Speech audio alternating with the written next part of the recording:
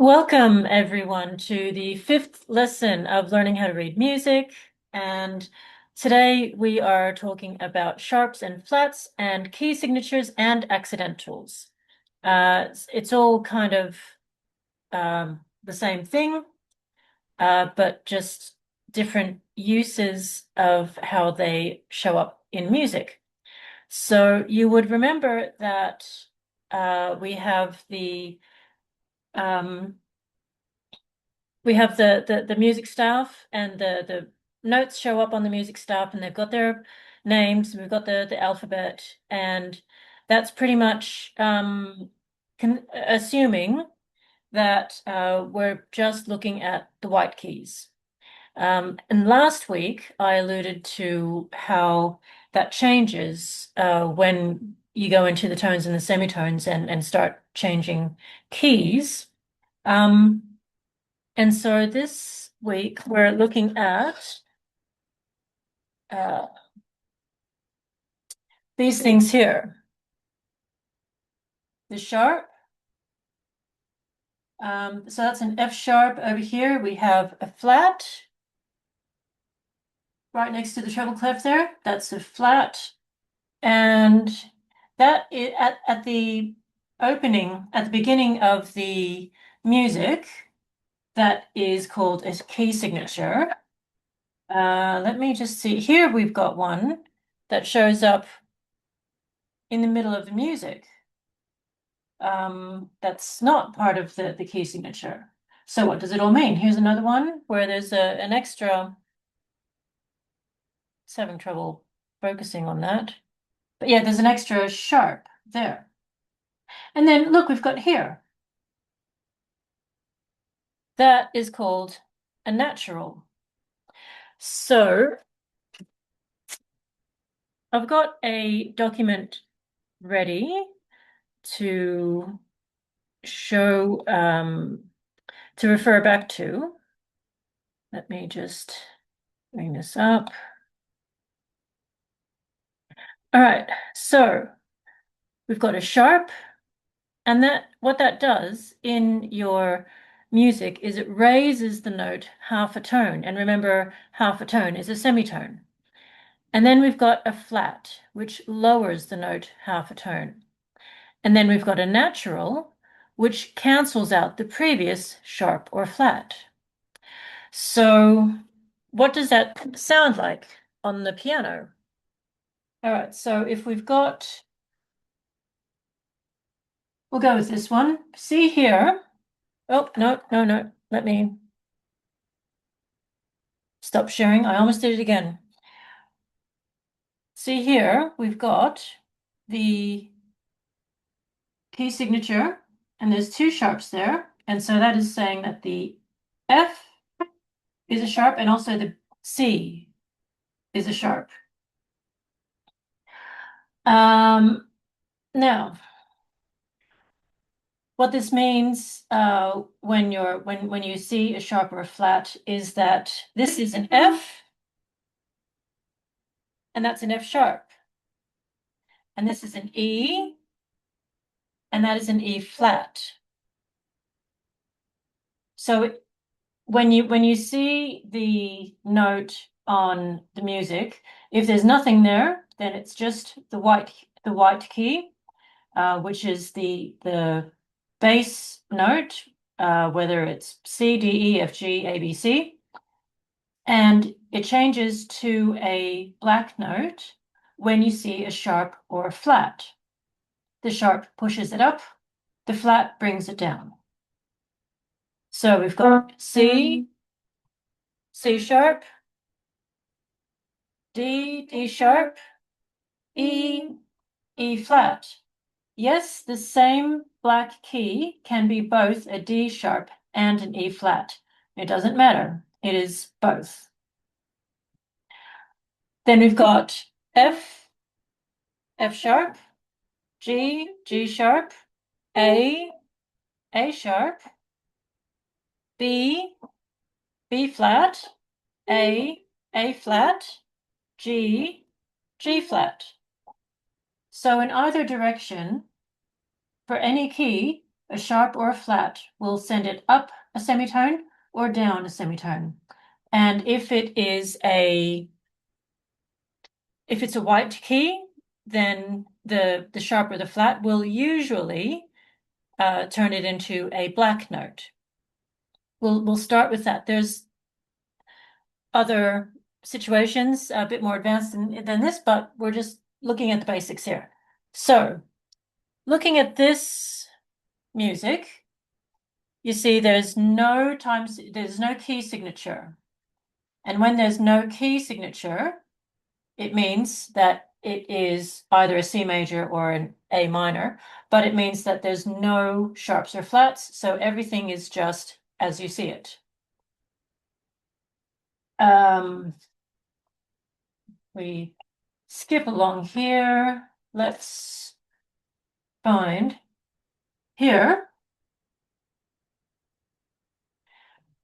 We've got a B flat, and that B flat, that will tell us what key it's in.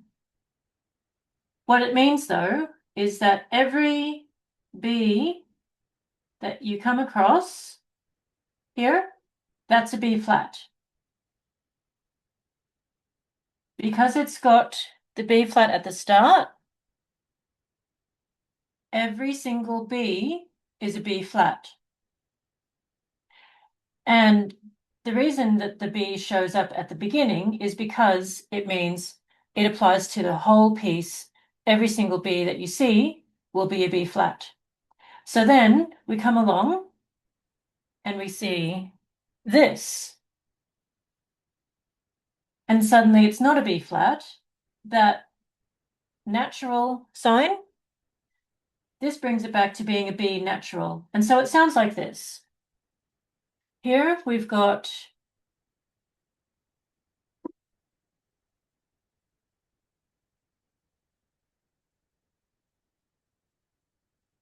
so that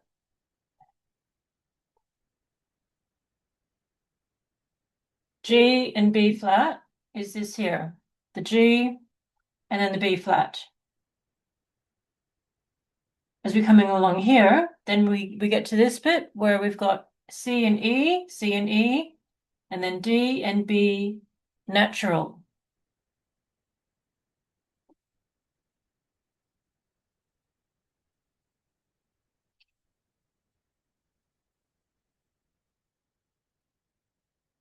So with the sharps and the flats and the way that they show up in the music, it will tell you how it applies the key signature, meaning that the sharps and the flats are at the very beginning of the piece. That means it applies for the whole music, for the whole piece, except for when there is a natural, and that cancels out the sharp or the flat, and it's just back to the white key, the natural.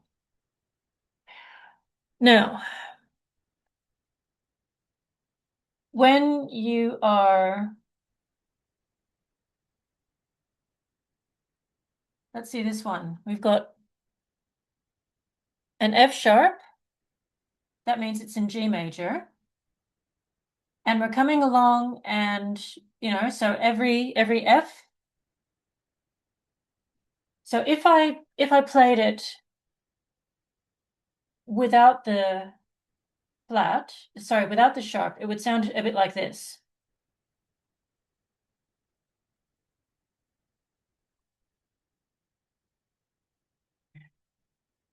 Did you see how that didn't quite sound the way it was meant to?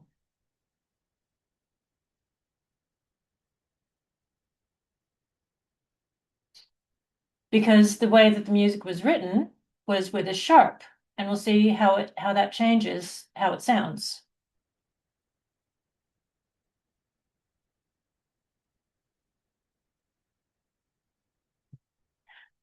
Suddenly it sounds like it belongs, like it is meant to be like that with the F sharp. Now we've got here,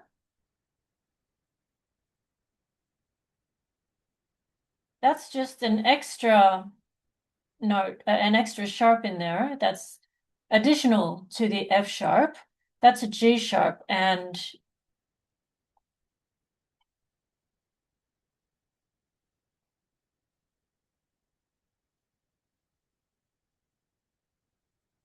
So it's just thrown in there just to give a highlight or an accent, and that's called an accidental.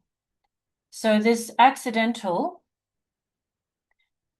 is not part of the key signature, and it doesn't tell us what key it's in, but it's just thrown in there to give an extra highlight, accent, bit of a variation to the music.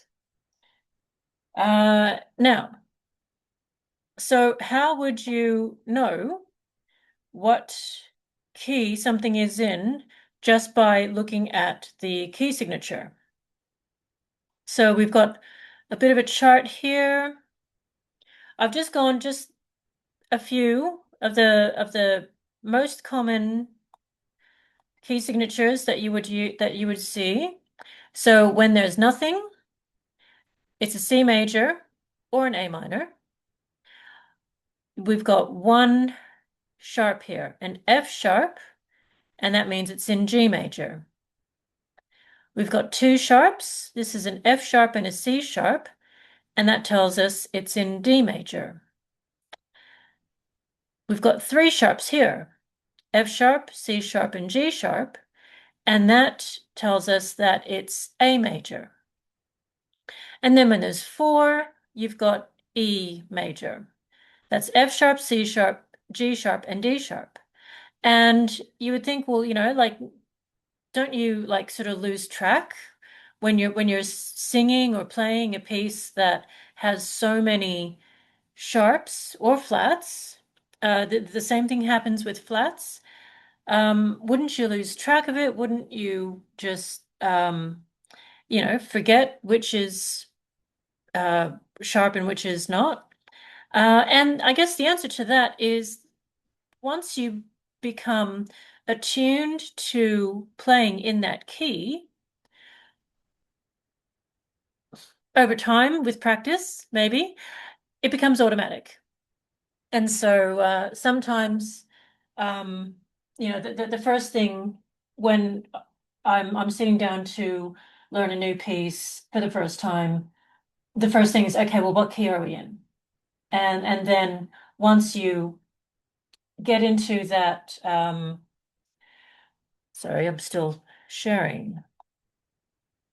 Uh,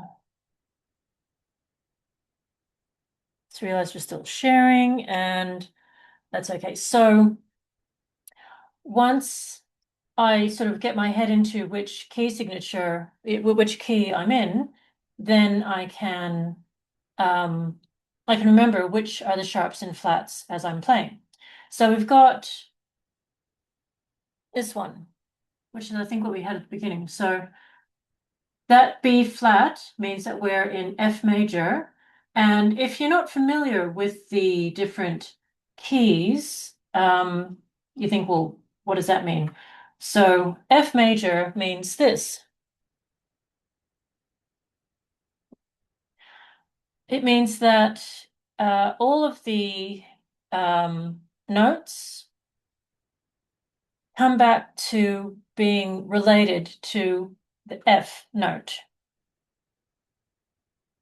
And we've got the B flat, there's the B, there's the B flat. If I was to play it without the flat, you can see that it doesn't sound right. Because remember last week we were talking about the tones and the semitones, how that pattern always exists in a major key. So this is what the pattern looks like, and it means that we have a B flat.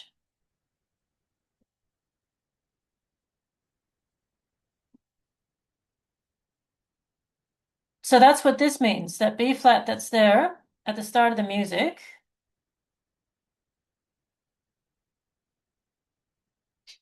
And this is what it sounds like.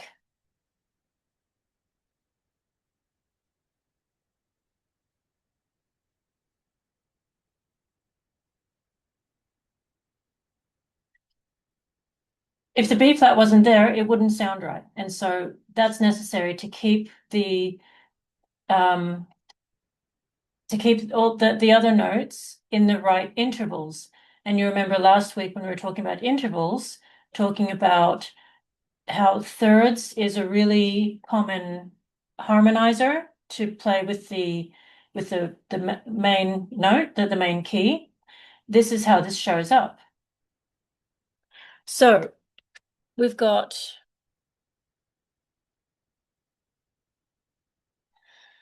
I'm going to go back to the document here.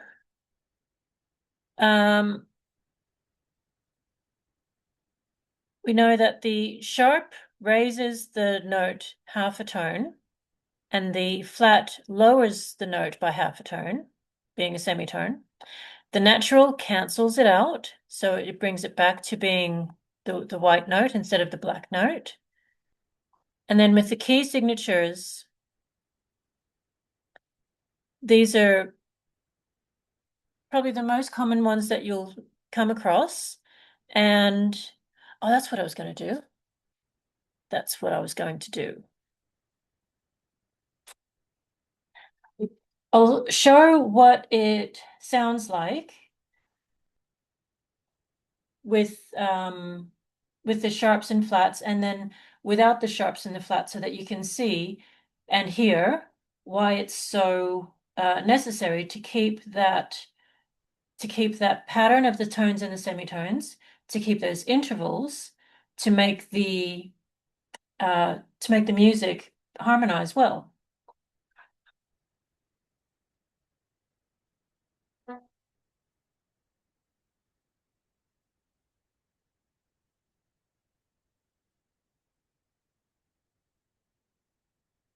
So that didn't sound right with the B natural.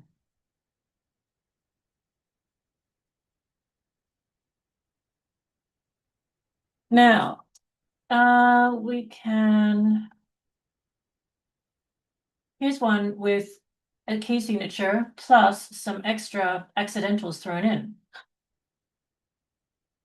We've got the F sharp, and then here we've got a C sharp and an A sharp.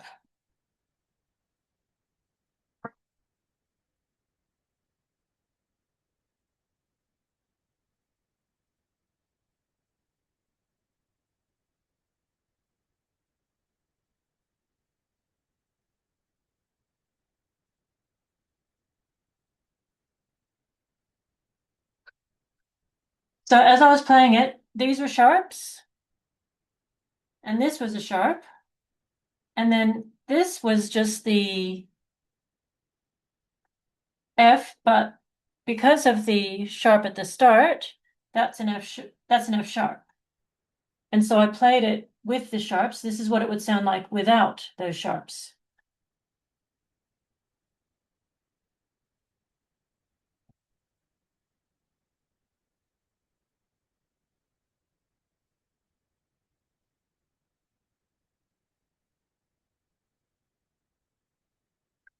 Doesn't quite sound right. You need the sharps to give it the right intervals and the right flow, so that it sounds the way it's meant to. What else? What else can we show? Now, with the accidentals. So the accidentals are the same sharps and flats, but instead of being in the key signature at the very beginning, they just show up throughout the music to just add that accent or highlight. And then when you see it, it is active and it applies to that bar only. And then for the rest of the music, it doesn't count. Um,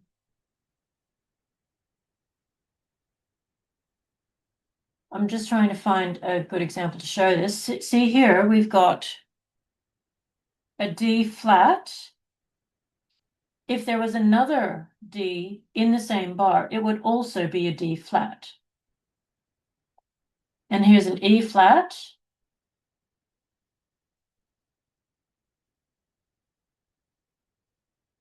Oh, see here?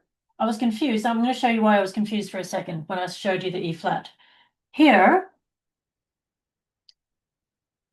that's a natural on the E flat in the bass of the bar before.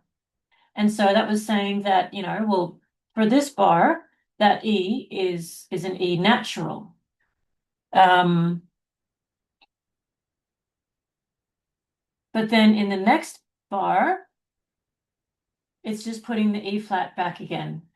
It in this instance, technically, that's not necessary because an accidental only applies to that bar. But I think the writers put it in there just to be sure, just to confirm that yes, we're going back to the E flat being there. Um, what else have we got?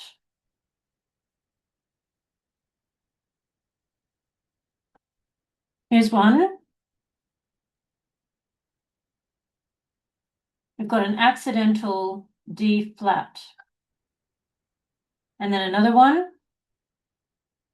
And then in the next bar, there's no D, but the next bar, there is a D, but they've given it a natural.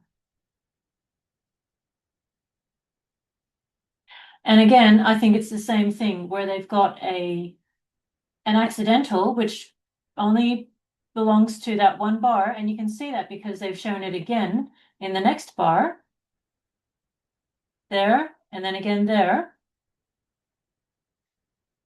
But they're just confirming, just to be sure, that when it comes up again, it's a natural, the way it normally is in the regular key signature. So just in case I haven't explained it before now, a bar is these two vertical lines. Everything that's within those lines, that's a bar. And we did talk about the time signatures and the kind of beat that happens and the number of beats that happen within a bar. That's what I'm talking about. The bar is in between those two vertical lines. So we've got a 1, 2, 3, 1, 2, 3, because it's a 3, 4. Okay, so just trying to think what else I need to show you to explain and, you know, provide the understanding for the sharps and the flats and the accidentals and the key signatures. The reason this is important in music is because you've got the notes and the notes can start, it could be any key. It is possible to have every song written in C major, but then it would be kind of boring, I guess you could say. And if we have different keys, we can add so much more depth to the music. Say, for example, there's this. Um,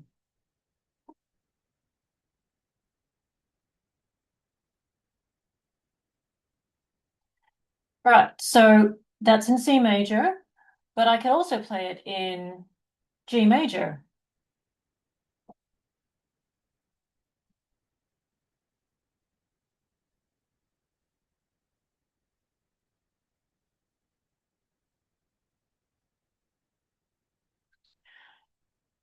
That little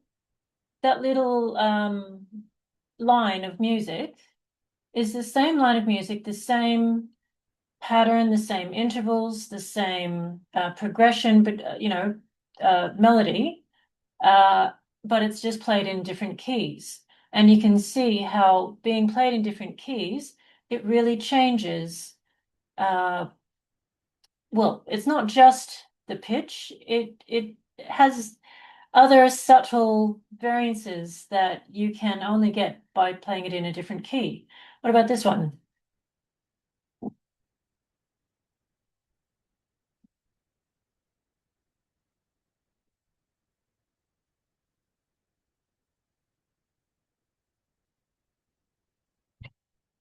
Depending on what note you start with, and in this case, this choose the right, the first note, um, the bottom note is the key, and so that we're starting in, which was C major.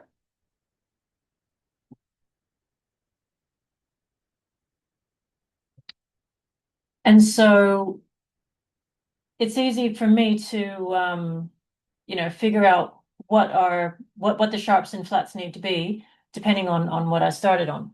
But that's pretty much it for now. Um, I hope you've got a bit of a better understanding of the use of sharps and flats and key signatures and accidentals in music. And when you see them in the music, just understand that once you become with the pitch of each of the notes, how it changes it up or down a semitone. And that is, you know, good to know when you're singing it. It's good to know when you're playing on the piano. And I hope it helps you. I'll see you next time. Bye for now.